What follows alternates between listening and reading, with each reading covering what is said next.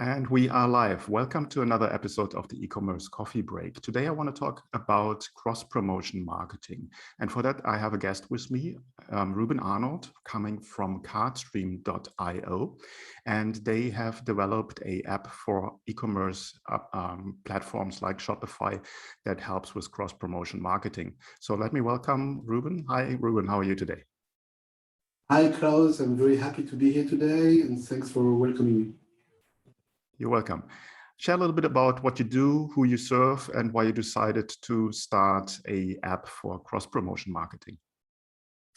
So we saw that there is a problem by building a partnership. It's not easy to do that online. It includes a lot of topics like contracting, so finding first the right partner, of course. So finding the right partner and agreeing on the terms, contracting, and of course, applying the partnership. And all the steps are not easy to do.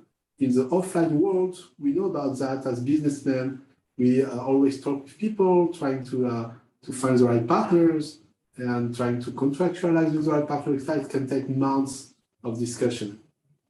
In e-commerce world, we believe that we can do that faster and better by developing a platform that enables all the steps of building a partnership embedded in the same platform. And that's what we provide at Cardstream.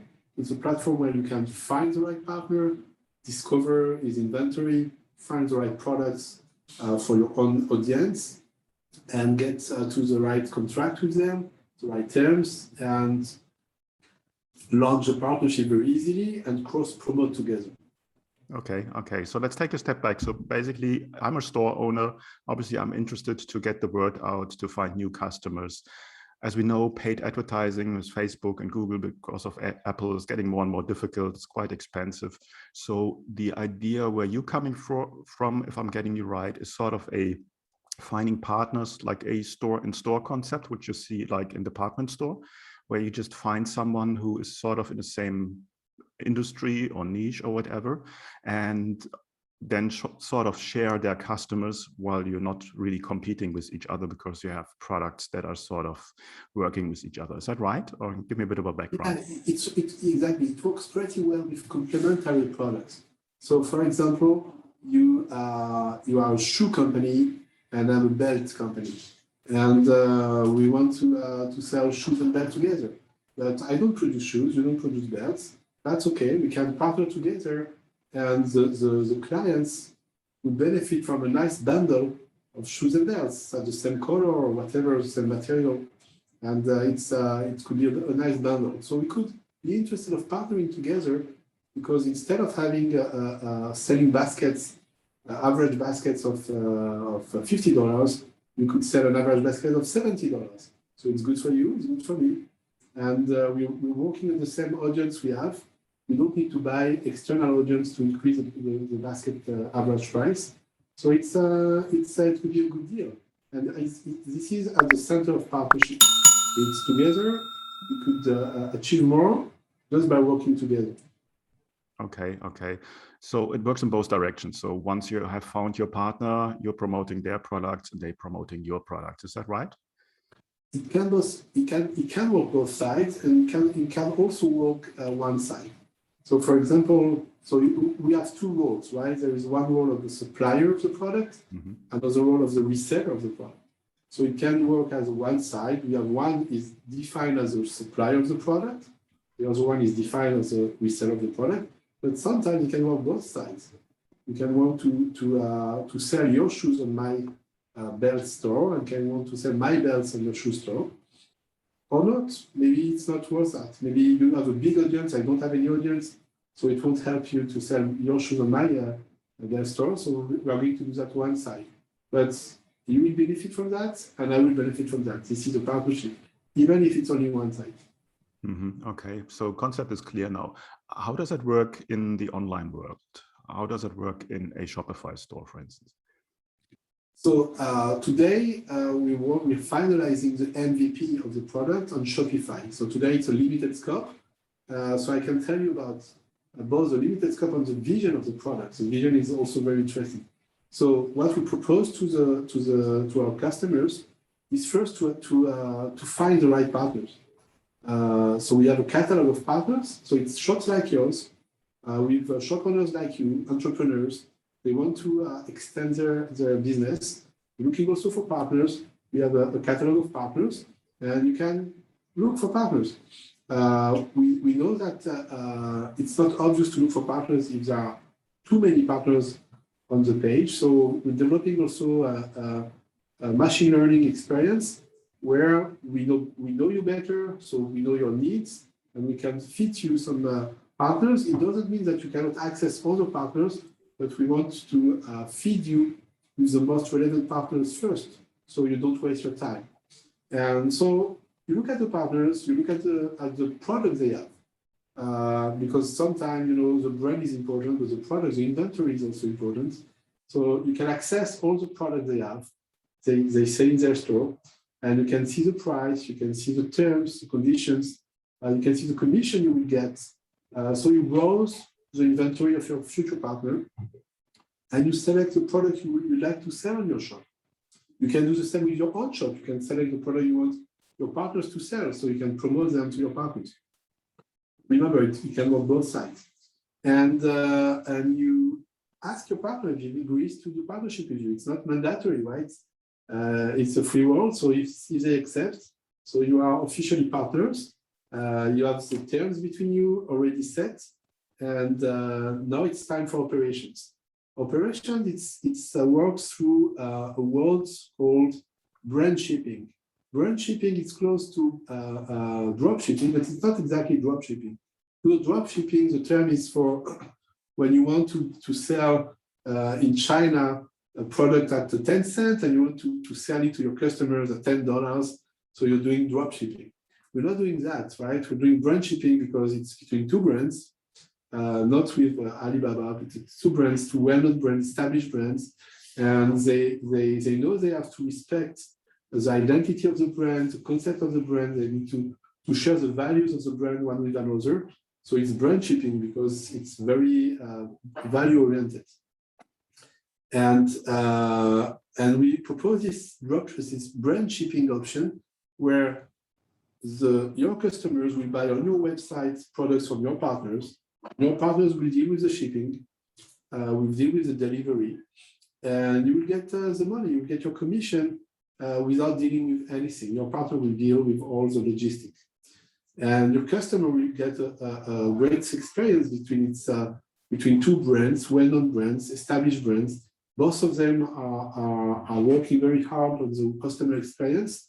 So your customer will get a nice experience, you will get a nice commission, and your partner will increase its sales. And the business model for us, I'm assuming this is your next question, the business model for Classfree is to take a commission, a very small commission from both sides of 2.5% from both sides. So it's a 5% of the total cost. It's aligned with affiliation fees like we see that in the market. Mm-hmm. Okay, so talking about the commission, obviously you have to negotiate a price that you buy from your partner, from your supplier. And how does that work? Is that sort of synchronized automatically into your store, into your price for the good, or how does that work?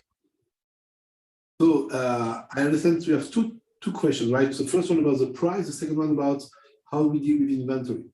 So the price, the dynamic in the market for a supplier and a reseller, the supplier has his own website with his own price. So we cannot compete with the supplier. The reseller cannot compete with the supplier. So what our customers want is to stay at the same price. So we cannot compete one with another. It's not possible. If they want to do some promotion, they need to agree one with another. They cannot change the price without the permission of the supplier. So that's your first question. To your second question, we started to have the product on Shopify because Shopify is a great platform for developers, and it's very, very easy for with our products with Carstream. It's very easy to add a new product in your inventory, your partner's product in your inventory. It's one click. So in one click, you can choose a product and get it in your inventory as a draft product. After that, you know where to put that in your own website. the category you want to put it, the audience you want to target. Sometimes you want to feature that on the front page. Sometimes you want to have that on the sub page. That's your decision. We are not messing around with your website. This is you fully controlling your website. No problem with that. We just put the new products from your new partners as a draft product in your inventory, and we already fill all the descriptions, the photos, etc. So you just need to put that on the right place on your website. So it's very easy to import new products. It's very easy for both sides. For one side to have different channels to increase the number of sales channels you have. For the other side is to accept a new product and put that in the right place. Okay, so obviously the requirement is then that both parties have a Shopify store. Is that right? Today, the requirement requires that. That's true. What we want to do, of course, is to see the results of that. It's a pretty new service, pretty new product we offer to the market, and extend that to Magento, to WooCommerce, to other platforms of e-commerce websites. Today, it's too preliminary to talk about the roadmap, but the idea is to have that covering the market. So you can imagine tomorrow, one Shopify store doing a partnership with one WooCommerce store, and it works. Yeah, obviously that would open a huge market there. Now, one question that comes to my mind is like obviously fulfillment and support questions. So obviously you're selling products from someone else through your store, and you don't really have control about the shipping, the fulfillment. How do you deal with that if it comes to problems there? Look, we didn't invent dropshipping, right? And it works well with dropshipping, and both partners, one owns the relationship with the client, and the other one owns the process and the information about the product and the shipping. And they partner together to share this information, and the reseller owns from end to end the relationship with his customers. We are not moving the customer away from the resellers. The customer is your own. You deal with him, but you get all the information you need from your partner. So if there is some information around shipping, we give you the tracking number of the shipping. If there is information about the quality of the product, we share with you the information about the product, etc. So you are fully knowledgeable as a reseller, but you still keep owning your relationship with your clients. You don't lose that. And I think this is an important difference with affiliation. With affiliation, you will send a customer from your website, from your blog, from your audience, you will send it to your partner, to a store, but you lose the contact with your customers. It's not your customer anymore. You're just sending a flow of visitors to your partner. Here, it's different. You're not losing your customer. Your customer stay your customer. You keep the relationship with him. You just provide him with new experiences, new products, but he is still your customer. You don't sell the relationship with to a new partner. And this is important to keep your customer in your website. You keep your customer to you. You don't share it. Okay, no, sounds good. So if somebody installs your app and is looking for partners, is that a one-to-one relationship, or can you choose more than one partner for your store? So you can choose more than one partner for your store, of course, because you can choose one product from one partner, another product from another partner. But the philosophy of a website is not to have you become a marketplace. So it's more to have you promoting new products every time to keep excitement from your customer, from your audience. So how we see that is very connected with cross-promotion. We want to, so our vision is to have a shop owner, a reseller, having, I don't know, a dozen of partners over the year and promoting them according to seasonality. For example, today we have a partner in Israel. They sell tights for women, and it appears that women, their audience is very aware of the back-to-school period. So they decided to offer a service from a partner selling bottles for kids to go to school, to drink, and it works well. They put that it looks at unrelated products, tights and bottles, but the audience is the same. The mothers we bought the tights, we like to buy a nice bottle, a nice branded bottle for their kids, and they can do that without leaving the website. But it's a partnership only for back to school season. It doesn't make sense to have this partnership, I don't know, in February when it's cold and you don't need to drink water. And so it's maybe a good partnership for September. So they could have this partner every September selling new lines of bottles. And that's cool. That's a cool product. And that's a cool audience, very interested by this specific product in September. So this could be, over the years, the partners in September. And that's cool. And maybe there is another partner in October for a different purpose, another partner in December, because, it's Christmas and New Year. It's maybe a different types of products. And it would be also cool to have a different partners. They could have maybe two at this time because the audience is large and they could increase their sales with 2 or 3 partners at the same time. What we like to see is to have, to have an animation, to animate, to entertain the customers with new partners. So it's always exciting to come to the website. We'll have surprises. You have a new partner, new product, and it's well choose. They are choosing the right brands, the right product for you because they know their audience and they know what's exciting for their audience and they can promote that in the website. That's the vision. Okay. So are you sort of pre-selecting partners that you're taking up in your dictionary or directory, or how does that work? Yes. So today we launched the alpha version, so it's still even beta. It's the alpha version of that to a selected number of first users and partners, and we work with them and the dynamic of the partnership, the dynamic of choosing your partners, choosing more than one partners. How do you integrate the partner's product in your website?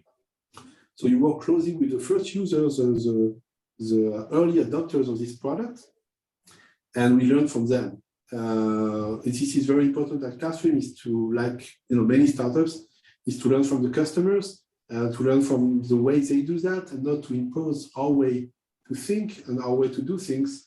We think that the best experts in partnership are our customers. So they teach us how to do that, and with the feedback they give us, we're building all the components of the solution step after step, thanks to them. Okay. No, I mean, it's always a good idea to learn from your customers and build up an app from there. And I think you gave a very good example on how to use it, especially if you say there's certain promotions over the year where you can facilitate that. And I think that will open sort of the thinking cap of a lot of listeners and Shopify store owners on how they can use that. So in the regards of the timeline, when can users expect to jump on Cardstream.io and try it out? So if they want to test it today, they can do that. They just contact us and we open them an account so they can start and try it and become an alpha user. That's cool. Of course, we'll be very interested by their feedback and they will be able to have a huge impact on the roadmap and the features because we're listening carefully to the first users. If they want to be a normal user, just benefiting from the stock. So we are in progress with a Shopify to list our application. It should be done at the end of the month, and you can just access Shopify, like thousands of applications there, and select our application and use it freely. Today the application is free. We don't charge money for it because we want to learn and we want to make it a very good application, and we need people not thinking about the business model, the financial equation, if it was that from them or not. We want them to use, and we will start charging in the coming months. So it's an opportunity also to get more, benefit from partnership because you don't need to pay a fee on it. Mm-hmm. Okay. So where beside of your website, Cardstream.io, can people get in touch with you? Yeah, you can just access Cardstream.io and you can just click on the contact. And you will talk with our lovely team, our Zoom or the ads, and they will help you to install that and get the benefit from that with your first partners. Okay, cool. No, I think cross-promotion marketing has a huge potential there. And I think it's something that people have not really on the map yet. And I would highly recommend everyone to try it out. And so there is a reason for that, Klaus. There is a reason for that. So cross-promotion marketing today, it's a monopoly of Amazon. It's a monopoly of big marketplaces. They just take your brands, take your products, and take huge fees, and they do the cross-promotion. You know, on Amazon, if you buy one product, Amazon will tell you how to bundle it with other products and what customer like you did and what is the complementary product, etc. Amazon is doing the cross-promotion work and taking all the benefits for that. We believe at Carstream that Amazon did a great job, but they are very expensive. We believe that between brands and giving strength and power to brands again, brands can do that together without paying huge fees to Amazon and without the dependency of Amazon, etc. So they can do cross promotion together, and they can bring more sales without spending money on the social network or Google, etc. So it's a product for the brands, giving the power back to the brand. It's not a product to build another, Amazon or Google. So it's giving back power to the brands. Cool. Yeah, absolutely. Sounds good. Thanks so much, Ruben, for your time. I really think that was very, very helpful to get an overview on that. And as said, I will leave the links in the show notes that people can contact you. Whoever's interested then can jump on. Happy to answer any question, Klaus. Thank you very much for your time and happy to be part of your podcast. Thanks so much. Bye-bye. Hey, Klaus here. Before you leave, I have a question for you. Are you a Shopify store owner and you're feeling stuck, overwhelmed, and not sure what to do next to grow your business? Do you struggle to convert traffic into sales and turn website visitors into buyers?